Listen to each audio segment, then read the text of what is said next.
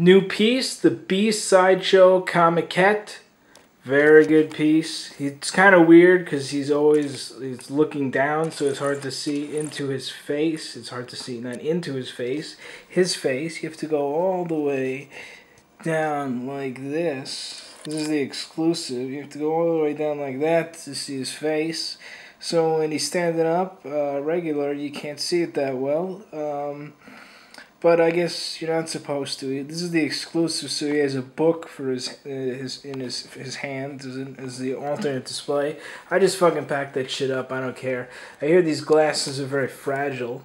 So what do I know about Beast? I know he's an X-Men. He's an X-Man, and he's got nice, huge gloves here. He's very smart. This is a cool book he's reading. It's like actual little scribblings and stuff in it.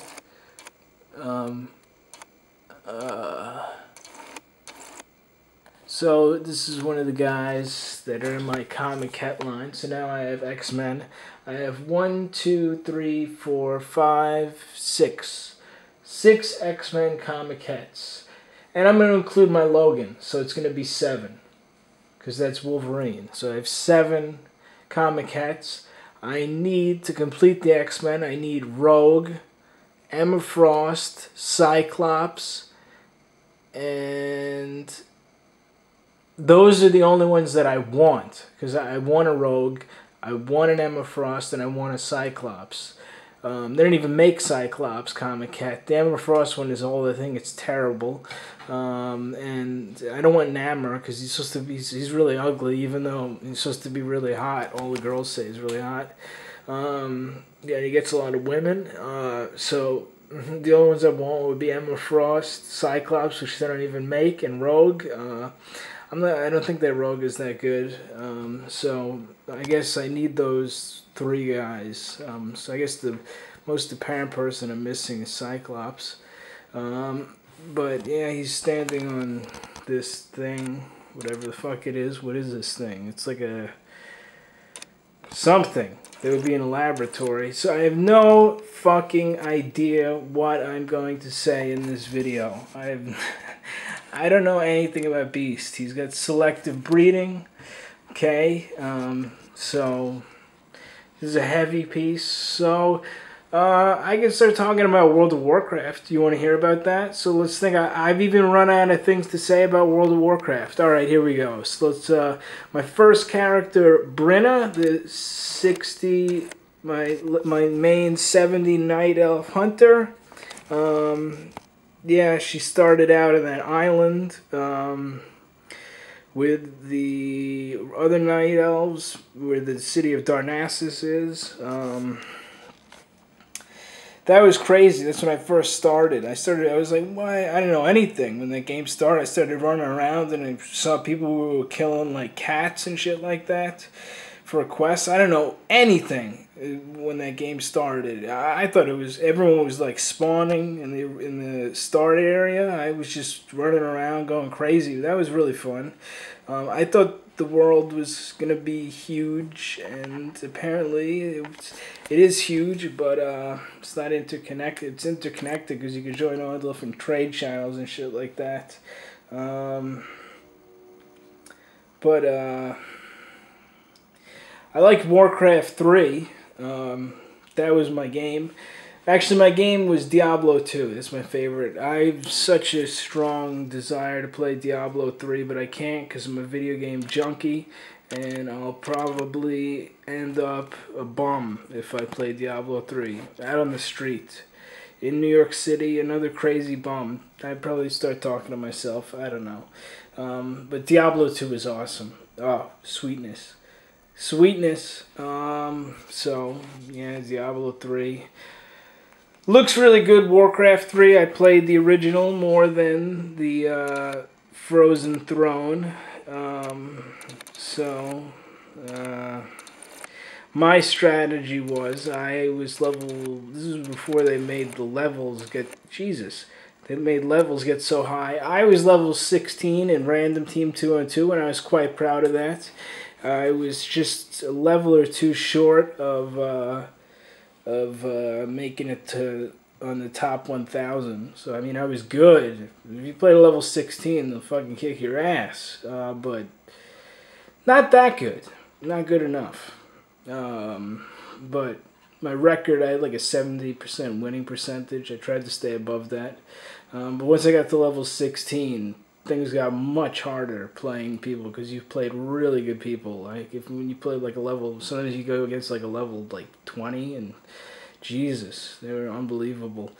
So my strategy was in the original, I would make a watchtower with one burrow for the grunts. I would always play orc, and then I would get the blade master with mirror image and creep with him while I was upgrading. Then I would build one spirit lodge for witch doctors, and then as soon as I upgraded, I would get the Tauren chieftain at tier 2, and then I would creep with the Tauren chieftain and the blade master, and because the orc had the strongest heroes, I never liked I never picked a Farseer really ever in all my time playing. I was never a big Farseer guy. So then I'll creep with the fucking Tauren chieftain. I get War Stomp and the aura, and then I would build the first Spirit Lodge, and then as soon as I started building that, then the next thing I would do would be to upgrade. I think I forgot about the lumber mill or whatever, the warm mill. I built that before I upgraded, and then so I'd have those two guys, my two heroes, and the Spirit Lodge building. Then as soon as like in between tier 2 and 3, I'd build a second Spirit Lodge. I'd start pumping out witch doctors, upgrade them to healing wards, and then quickly build a Tauren totem and pump out 3 Taurens and get healing wards, and then after maybe I get like 5 shamans with bloodlust or something like that, but that was always later on in the game. But I would have like 7 witch doctors with healing wards. This is actually when casters could take out air, so that was my strategy. I could go into some other strategies. I had a few others, but that was my main. In the Frozen Throne, actually, my strategy was with undead. I would pick undead. I would make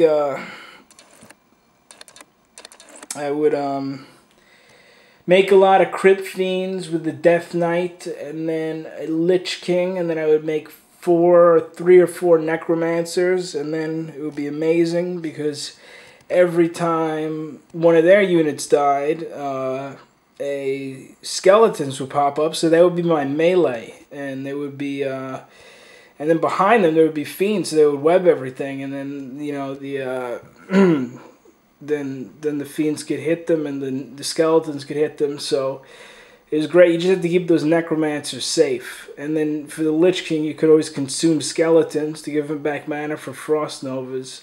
So that's what I did, but I never played that game as much as I did the original. I never played the, in games, I never played the Blizzard expansions as much as I played the original games, which was for Diablo 2 as well, for Lord of Destruction. I played the original a lot more. For Warcraft 3, I played the original a lot more than the Frozen Throne.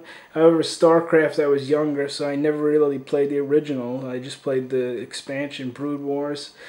World of Warcraft, I played the regular game a lot more than the Burning Crusade, and I stopped after Burning Crusade in the middle of it. And that's that. So Diablo, Warcraft 3. Favorite games since 2000, well, since 1998. So here we go. Alright, well, I totally went off on a tangent there. But this is fucking, it's so hard to see his face. I don't know, I guess you just have to look at him like this. Let's only back up. I guess you just have to just expect that he's a guy with his head down in a book. And there you go. So you don't really need to see his face. You just have to realize that he's reading. I don't fucking know. Let me swivel this shit. But it's a good statue. It's pretty good. Pretty good. It's heavy. It's about as heavy as the Daredevil Comiquette. They're both very heavy statues. Okay? Peace.